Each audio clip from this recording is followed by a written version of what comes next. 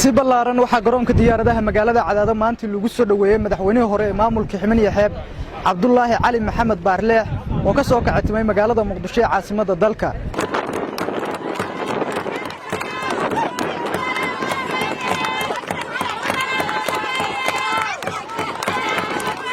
bulshada qaybaheeda kala duwan ayaa si diiran garoonka ugu soo dhaweeyay madaxweynihii hore ee maamulka Ximan iyo Xeeb haddana u sharaxan xildhibaan dawladda federaalka ee Soomaaliya.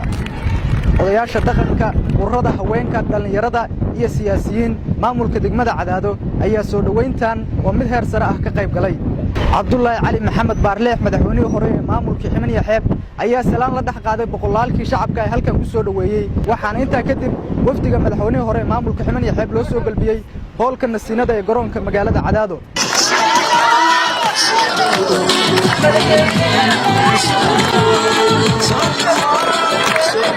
warreyntii waxaa halkan ka hadlay qaar ka mid ah odayaasha dhaqanka iyo sidoo kale gudoomiyaha degmada Cadaado iyagoona ku soo dhaweeyay magaalada Cadaado socdaalka ku soo gaarana uga mahad celiyay.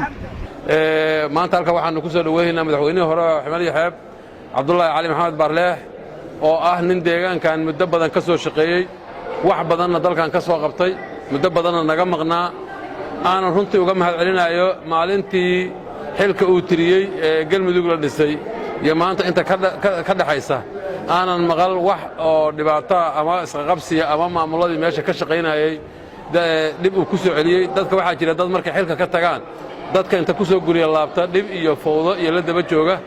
aad iyo aadaan uga mahad celinayaa barnaamijkaas madaxweynuhu intaas inuu soo salaamo maahan aanan dhibkiis maqal.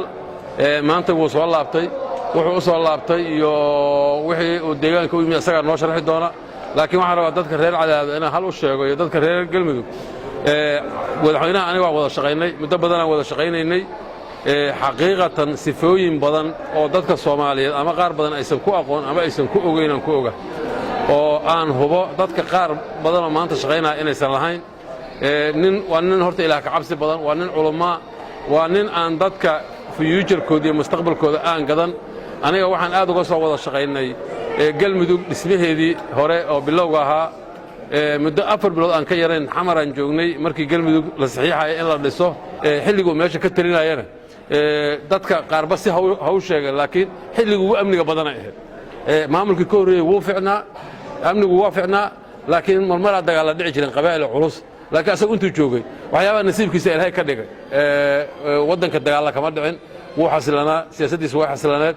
waxaan leeyahay horta ninkaani sifooyinka badan oo noocaasuu kulunsaday.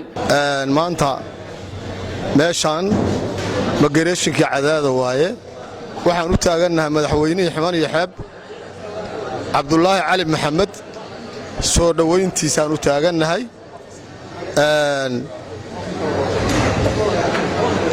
madaxweyne waxaan halkan taagan waa dadkii reer Cadaado ku soo dhawow, waa ku soo dhaweynaynaa reer Cadaado oo soo dhaweyntaada diyaar ah ku soo dhawow.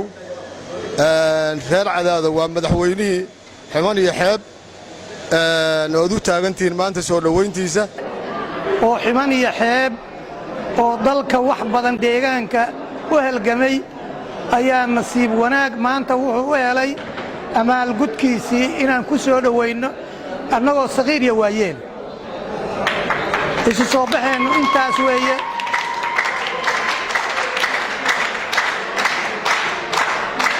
isu soo baxeennu intaas weeye. mudnaan wuxuu u leeyahay in kastoo deegaanka uu wax badan ka qabtay in si dhiiran loo soo dhaweeyo. xilka uu doonayana annagu waxaan malaynayn maanta inuu madaxweynaha deegaanka u tartamayo.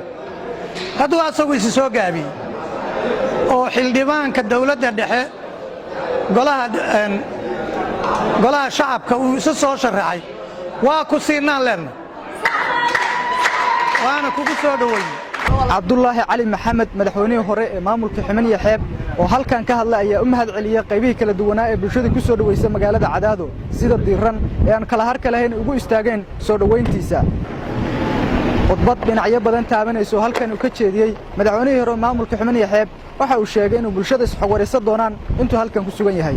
intaas kadib waxaan rabaa inaan u mahad celiyo dhammaan dadkii ka soo qayb galay soo dhaweynteeda oo igu leh xushmad aad u weyn hadday noqon lahayd siyaasiyiinta oo noocyo badan leh gudoomiyaha degmada uu horseed u yahay xildhibaano wasiiro qof walba oo meeshaan yimid waxaan rabaa inaan taarget gareeyo dadka elderiska ama dhaqanka odayaasha hooyooyinka waa dadkii meeshaan magaaladan ay ku fadhiday taariikhda oo hadda ka sheekeynaya gudoomiyaha lama qaban karin dadka waxgaradka oo indhergaradka haddaysan saldhig u ahayn waxqabad wuxuu ku beesgaraysan yahay dadka waddankaas geed fadhiga u ah dadkaas oo rag iyo dumar bale indhergaradka marka hore aan rabaa inaan si qaas ugu mahad celiyo oo iraahdo waxa la soo qabtay ilaahay ka sokow adinka u ahaa saldhig dhalinyarada oo position fiican ka qaadatay ciidamada amniga waa dadaan mar walba la hilmaami karin amniga qof kama shaqayn karo ummada ka shaqayn karta ama bulshadan oo meel joogta ka shaqayn karta waa tashanaynaa kulay waxba la isweydiiyaa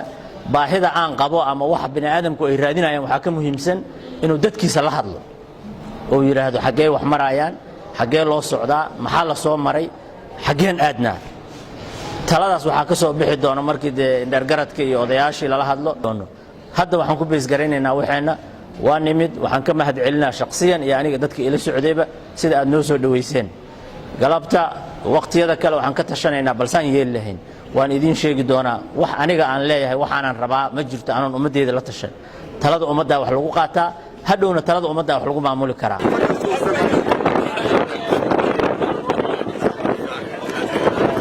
cabdullaahi cali maxamed baarleex madaxweynihii hore ee maamulka ximani xeeb ayaa ahaa madaxweynihii labaad ee maamulkii hore ee ximani xeeb haddana waa xildhibaan u taagan ka mid noqoshada baarlamaanka dowladda federaalka ee soo socda ee 2021 mahad nuuri axmed raadiyaha iyo TV-ga dalsan magaalada Cadaado